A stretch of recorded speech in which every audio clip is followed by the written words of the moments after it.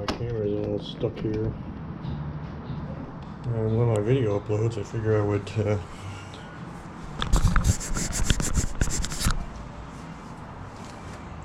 the cleaning of this. This is actually going to go pretty quickly, I think. My videos are being stitched together by iMovie right now. I only had two for for the first bit of this series.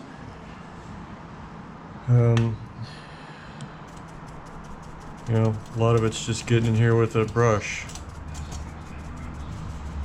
and getting the gunk out of it.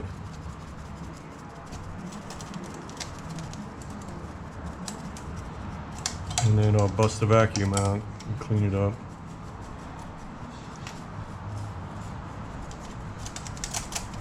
But they really start looking pretty, I think, once you get all the gunk and crap off of them. Get them wiped down. I mean, they'll never look like new again, just because of the wear on the paint and everything, but I think they get more beautiful with age, that little bit of wear, especially on something that was used during the war and all the years thereafter. I mean, you can imagine the stories that these machines have told over the years.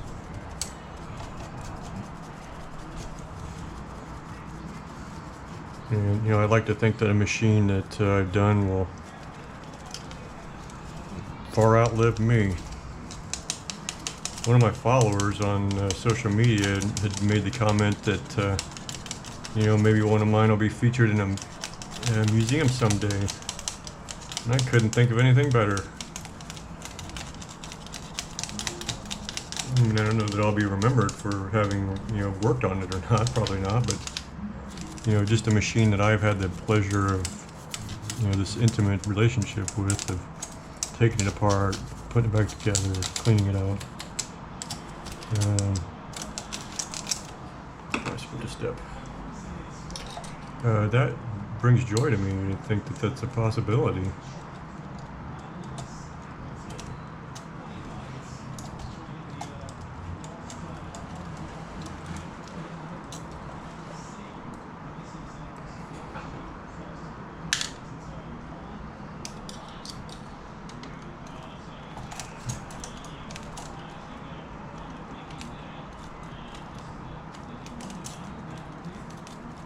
I have no idea who's winning the race, but I saw one of the Williams cars caught fire.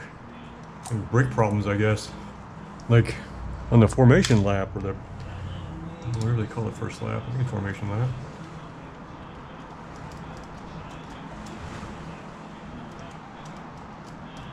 Which I feel bad for the driver, but, you know, as being a fan of the mechanics of all this shit, that was fun to watch.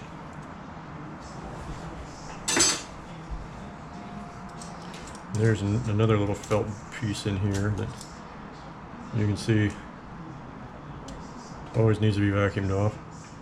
We'll leave that one out of the parts bin there until I get it vacuumed.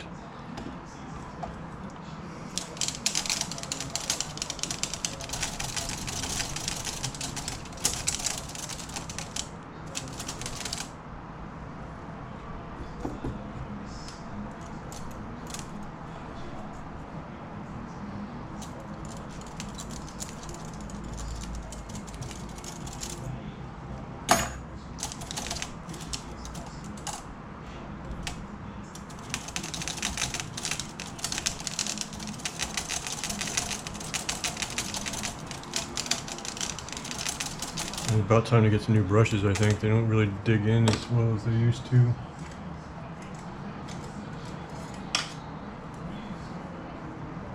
But, you know, I use a lot of these. I like to gild things with gold and silver, so, you know, these are my art brushes. So I hate to destroy all of them, but, you know, brushes are cheap.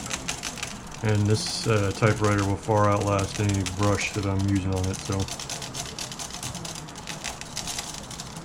a worthy sacrifice, I think, for some of them. But, you know, I often say on social media that if I could do this all day, something like this, restore telephones and typewriters, you know, I've got an old Paymaster ribbon writer. I'm gonna fuck my camera up here to try to show it to you, but that I cleaned up. Just any old machine like that. I'd love to get my hands on a Singer, an old Singer. If I had the money, I'd buy one. That's on my list. Buy a Singer and clean it up just like this. Make sure it's all clean and oiled and in working order.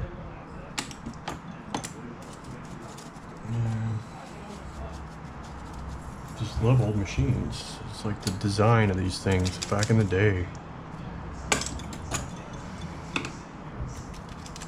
Somebody had to think of each little aspect and how to overcome a problem and how to make it work.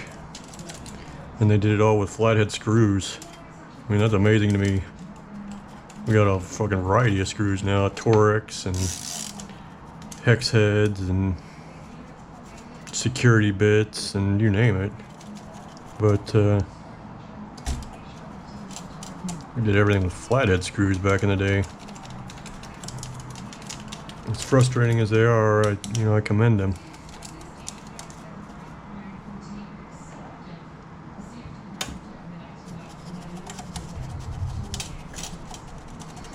And we talked about the little vacuum thing that I use. I would never consider blowing one of these things because then it just blows all this shit all over my house. And you'll see how much crud falls down in there as I get in here and get it cleaned out.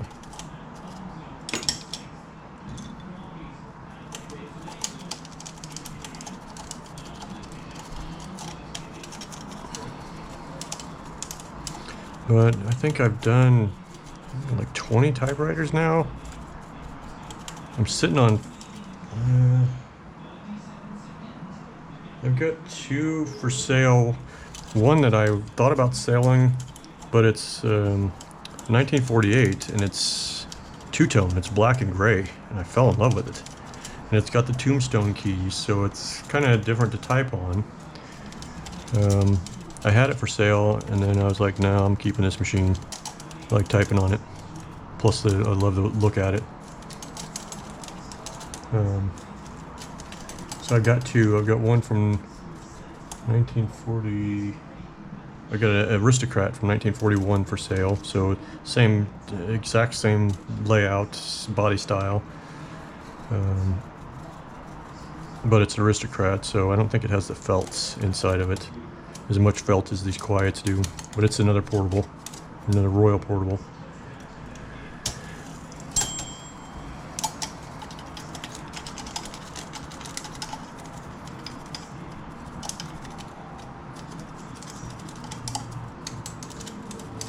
And I like the look of the 50s machines, but a lot of them have plastic tombstone keys, so I just don't like that. I'm not a big fan of plastic. It's too much fucking plastic nowadays.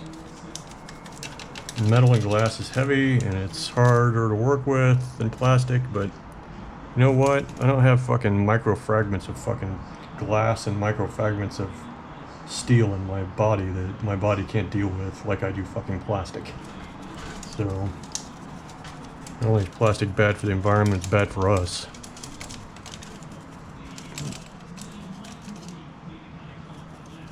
So that's why I kind of like this old shit.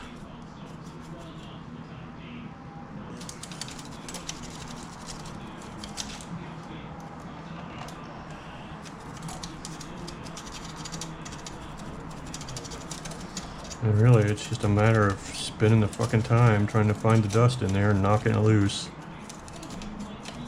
I mean, I guess I could take it outside and use a air compressor or something, but there's not much therapy in that, you know?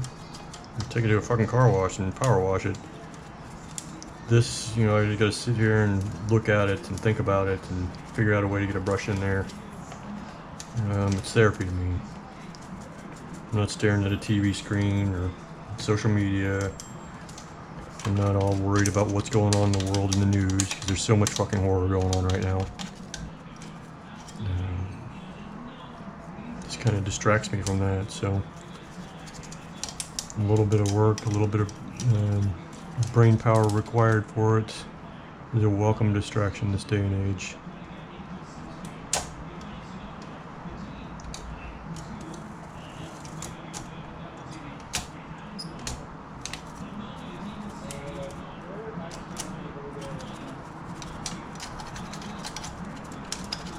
But really, this area in here is what gets the dirtiest, it seems, because it's open. Yeah, it's where the typeface impacts the paper, so you're knocking bits of paper off. And then, of course, people are using correction fluid and crap like that on it, because these old typewriters didn't have any kind of correcting ribbon, so you had to use some kind of correction fluid, which I don't even looked. I'm not sure if correction fluid actually even existed back in this day when these things came out. I'd have to look that up. I'm not sure when the correction fluid made the market.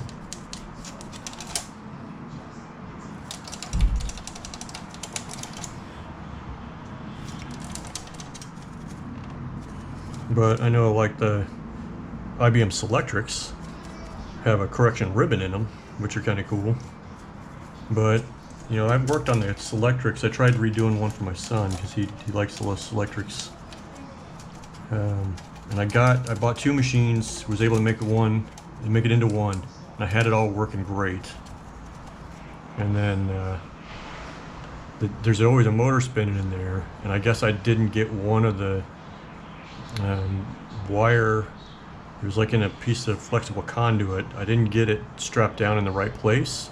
So when I returned the carriage ribbon, I'm just sitting there typing, everything's great, loving it, getting ready to put the fucking case back on it. And as soon as I did that, it grabbed a hold of that and yanked it and just destroyed the inside of the typewriter. And I was just heartbroken. I spent $300 on those two machines combined with shipping, and was not able to make even one work out of it. So it all went to the scrapyard. And that's why I ended up giving my son that 1974, because originally the 74 was for me, because that's my birth year. It's 1974 Royal Portable, blue, beautiful blue. I said you can have I think it was a 47 or 48, 47, because it was still this style. He could either have the 47 or the 74, and he decided he liked the 74, so he and my daughter-in-law have that next to their record player in their living room. And when we go over there, they'll have guests. She'll put a new sheet of paper in there and have everybody sign the guest list on the fucking typewriter. And I'm like, it's a great idea. You know, she's a elementary school music teacher. So she does a lot of art. She's very creative in her thoughts and the stuff that she does around her house. So she's also one of my favorite people on the planet. I couldn't be happier with my son and his choice in women, because she is fantastic.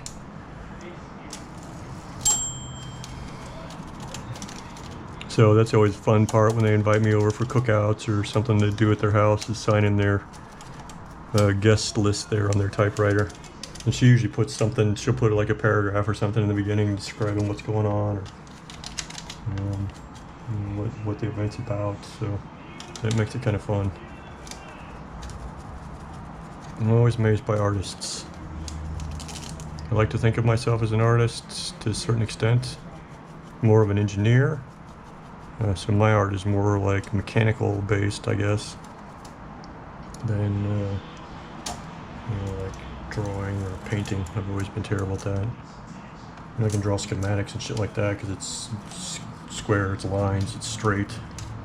But you know, creating something like a scene, a landscape, or a character, or something like that, a face, I don't have that ability. I mean, have a hard time drawing stick figures that actually look like whatever I'm trying to represent.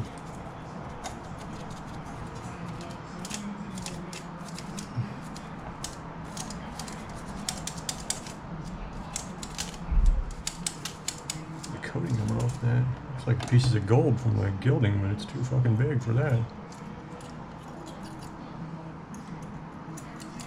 Looks like the coating's been stripped off. Yeah, like copper. It's black on one side and copper on the other. And my nails, I had them enameled. I peeled this side off and wrecked them, trying to get it all off. And I'm like sitting there soaking in acetone And I'm like, man, this shit's soaking into my blood. I know it, you know, evaporates really quickly, but exposing myself to fucking acetone for hours on end, and then still destroying my nails to get this shit off.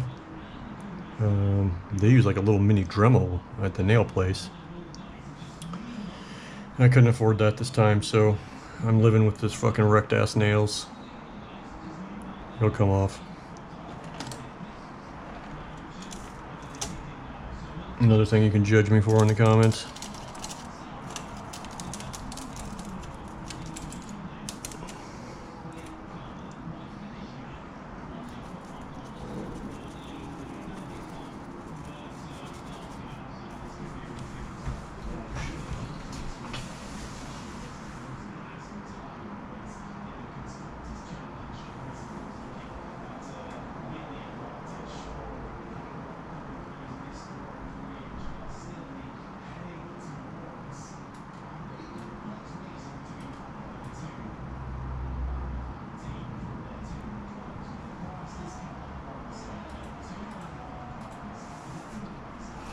Man, my computer went to sleep while I was stitching these videos together, but luckily it got finished. Excuse me, just beforehand. So now I'm exporting it as a MOV or whatever, and that's what I'll upload to YouTube.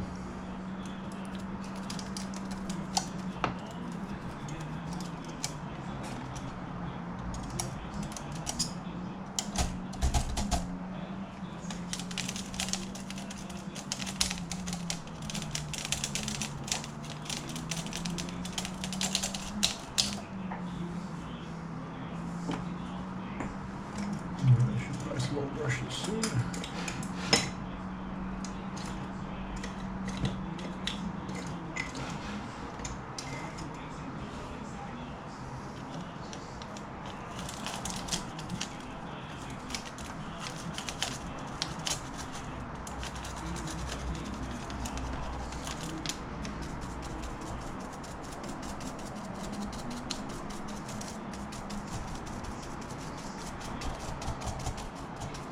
I like to think I put a lot of effort and care into these. I was about to say love, but I don't know if that's quite.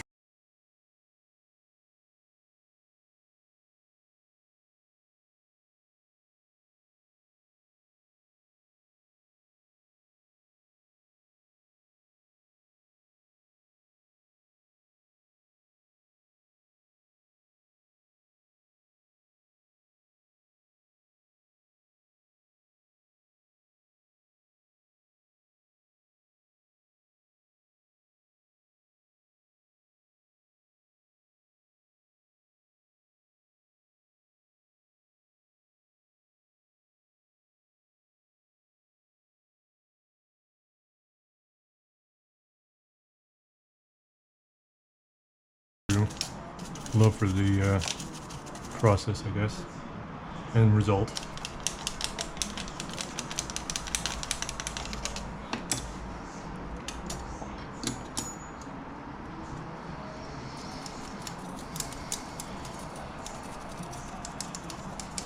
But, you know, another part of tearing these down like this is not just to get the gunk out of them, but also to get some oil into some of the bits that are harder to reach. And I use this synthetic liquid bearings typewriter oil with a syringe needle on it. And I can get into some places pretty easily with it.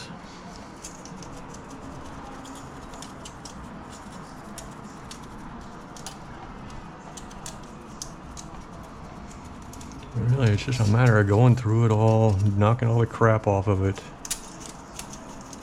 You know, run the vacuum over it before I'm done.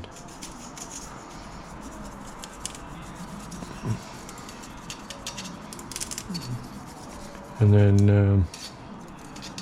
I'm almost out of stickers. I think I might have one or two more left, but my MO has always been put a little Colleen sticker, and you'll see that if you watch the rest of my videos when I stick one in there.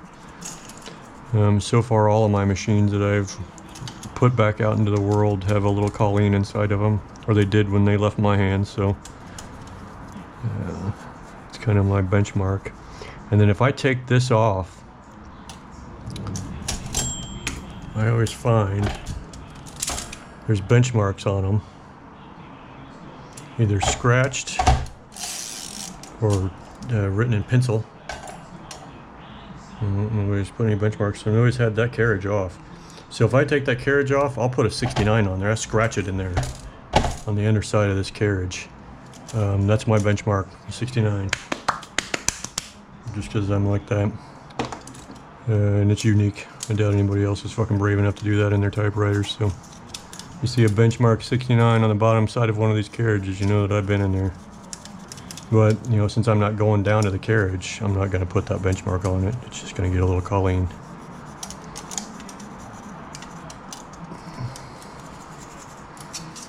But I figure if I've gone through the fucking trouble to take that carriage off, I deserve having a permanent mark in that machine.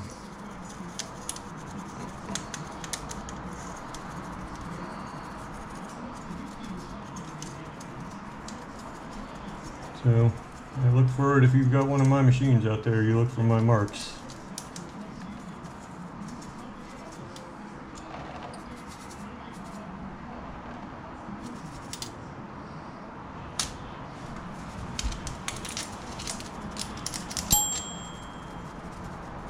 A lot of dust back here, holy shit.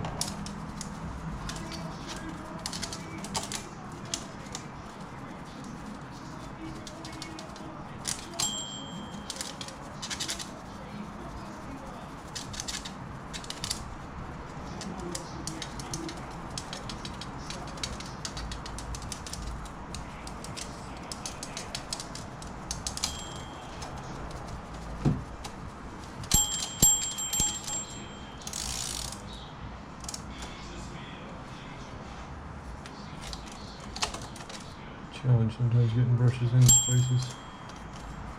But it's best effort. I do the best I can, right? Sometimes it's not worth tearing a whole section apart and risking damaging it or bending it or something just to get in there to get a little bit of the dust that I can't reach otherwise. So, you know, I'm not going to say that these machines are 100% fucking sanitary in any means, but I get them as clean as I can and I tear them down as far as necessary.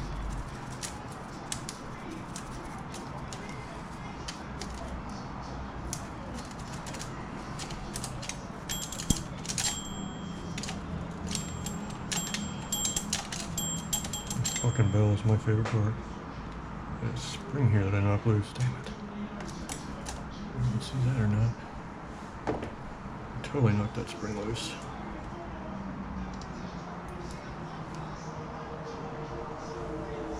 Okay, that was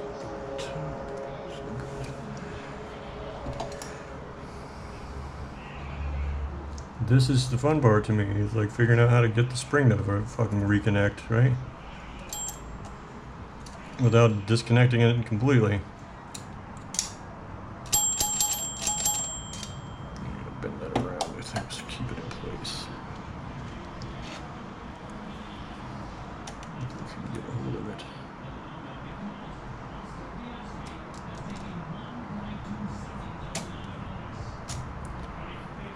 Bend it on, stick it back in there. Nope.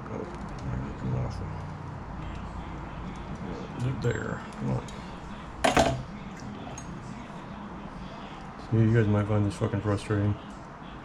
This is fun to me.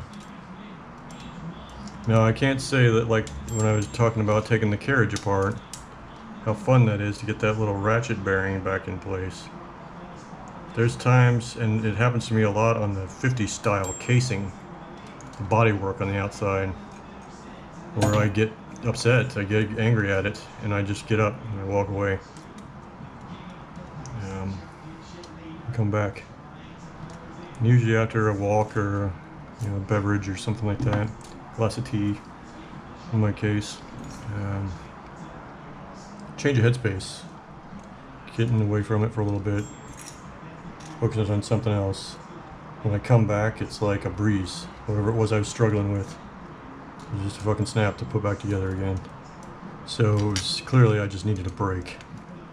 It was my mindset that was, sinking me.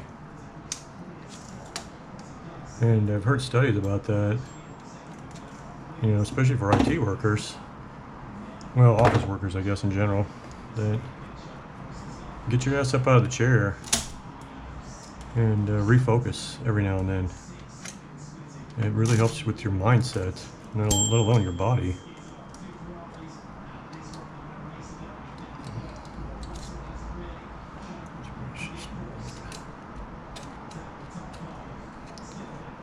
The edge of that spring is opened up on me and I can't get it to close. Oh, baby. Where you live, and you're gonna have to stay there.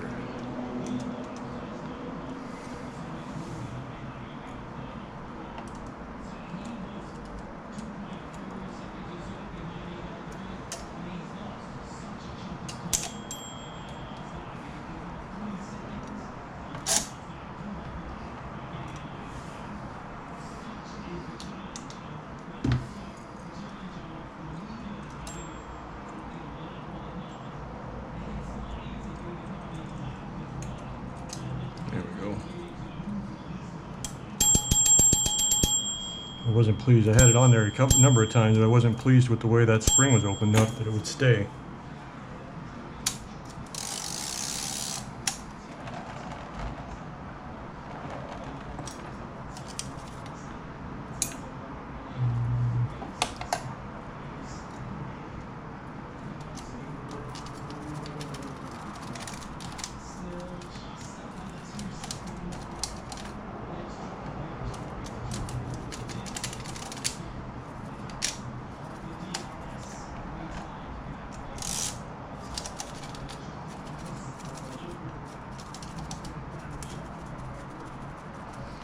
Hopefully any of you guys watching this that have typewriters at home that were kind of questioning whether you wanted to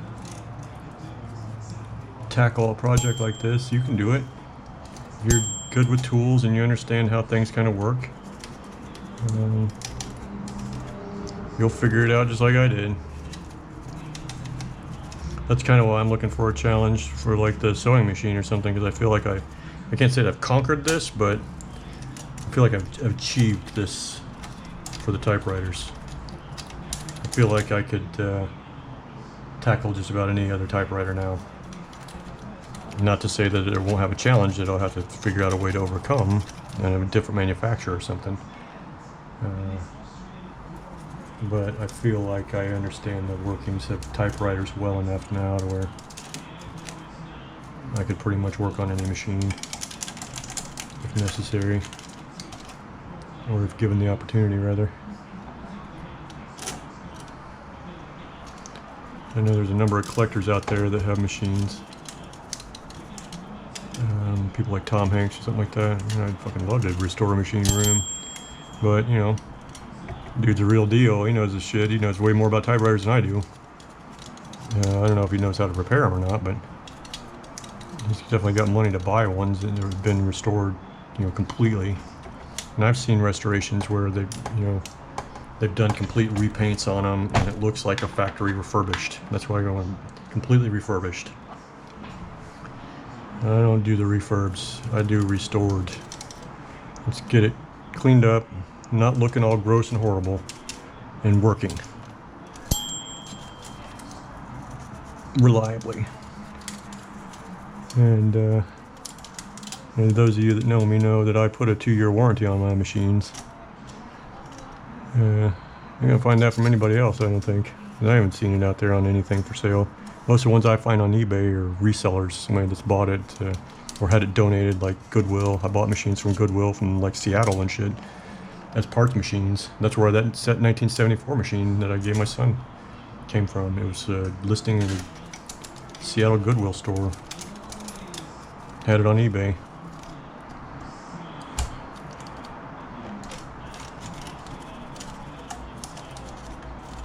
And the whole ratchet mechanism, all the teeth were all broken off and stripped out. The gear was split in half. So I took the gears out of a machine from 1954 with plastic keys and got the carriage working. It was working like a charm. But, you know, like I said, these machines, a whole lot of the mechanics inside didn't change over the years. You just change the outside to fit the style at the time. 50s, 60s, 70s. But my favorite are the 30s and the 40s machines. I think the 40s are actually my fave. Just the way they look, the crackle finish on them, the way they were designed, not any fucking plastic, very little plastic rather.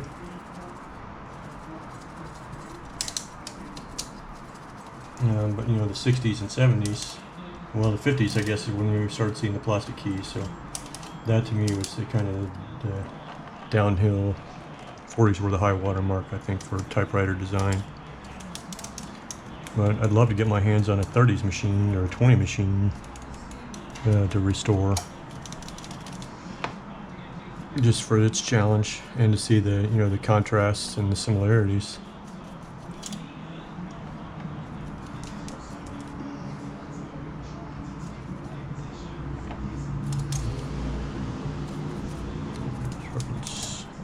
She's peeling right off of there.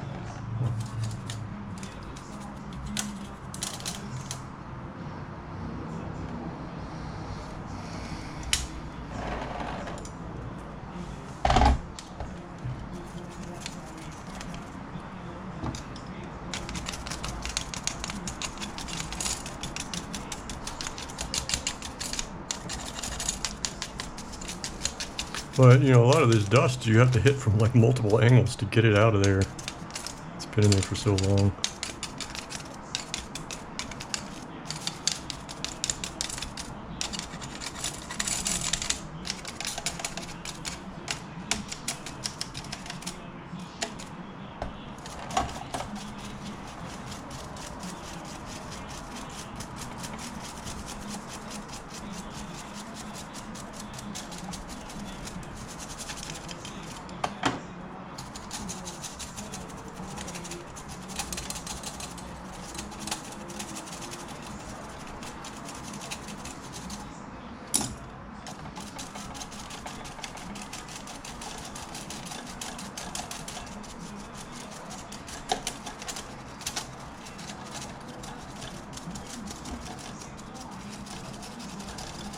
It's kind of fun listening to this formula race in the living room.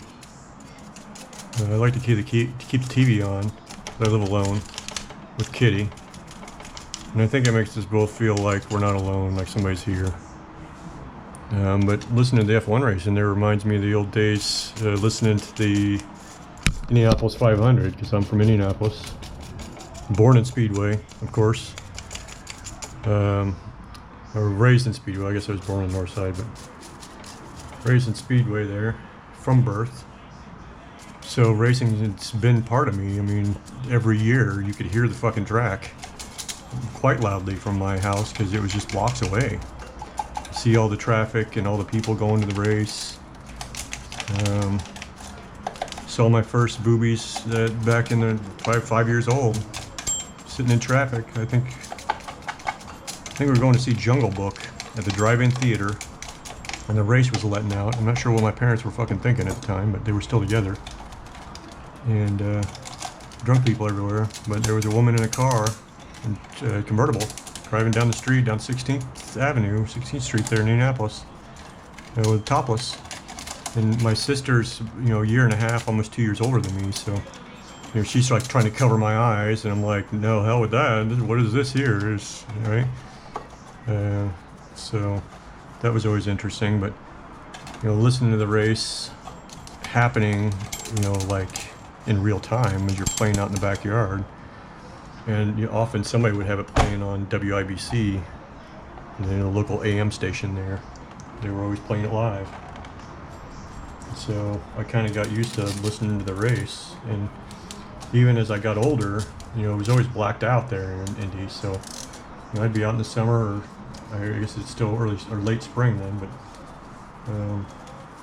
working out in the yard or painting the house or something like that, and listening to the race. So this is kind of fun listening to the F1 race like this, hearing the announcers get all excited about whatever's going on at the time.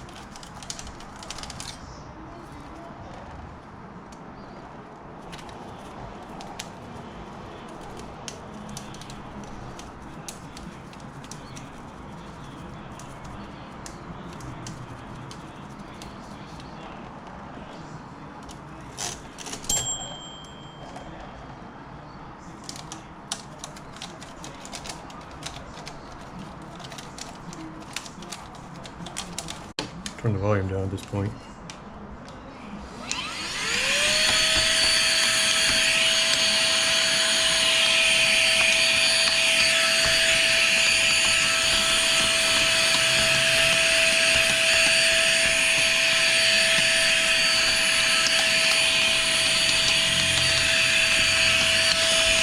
Try to get whatever I was just pushing around with the brush off of it.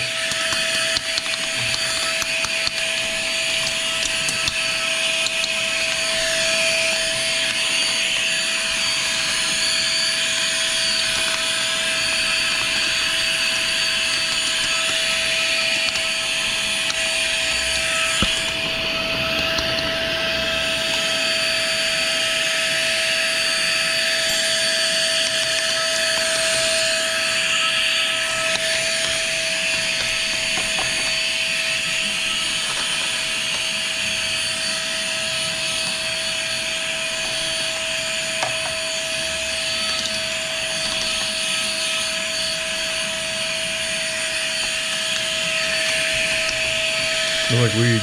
Trying smoking weed outside.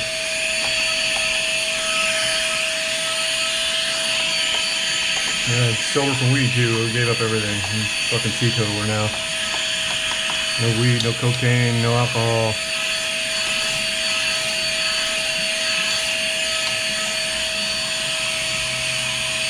No opioids. That was my first thing I gave up. 12 years ago.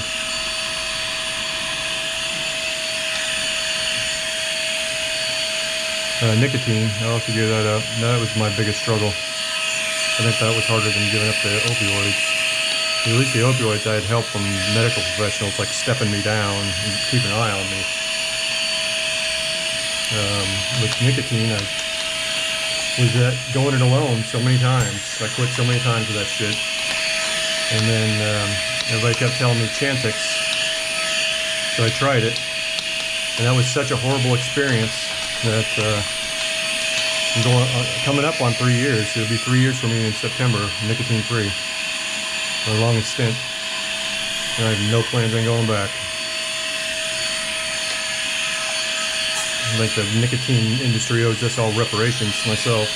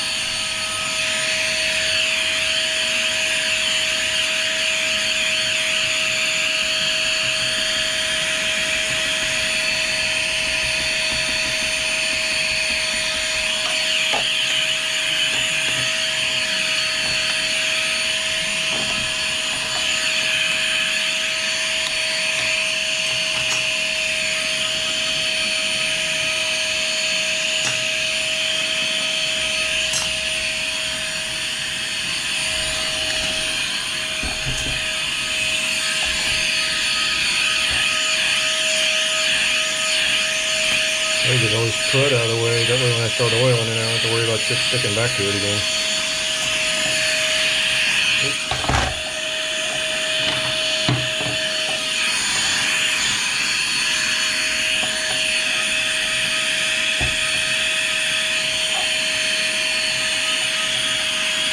You see how much crud comes out of these things, man.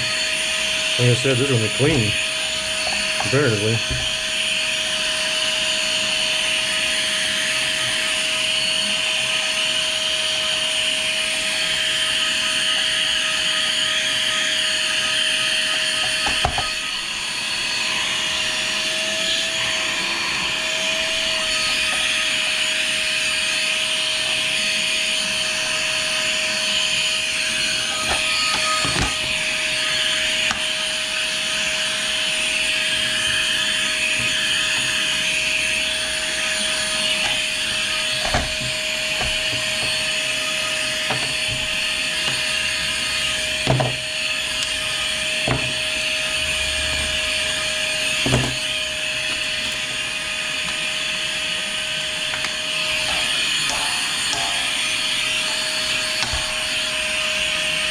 But I like this little vacuum. It doesn't have a long run time, but it's USB-C rechargeable. It's clean and filter.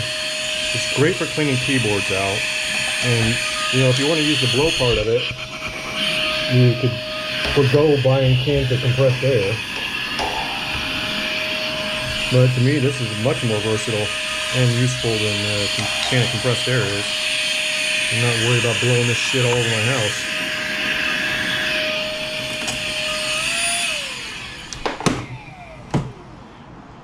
Oops, put that upside down. This is a grill plate. I bought this round carousel here for my purposes, but the typewriters were just right on the edge. You can see they're pretty close to the edge, like this. So it spans the gap a little bit better and keeps them in place. Let's see how we're doing here.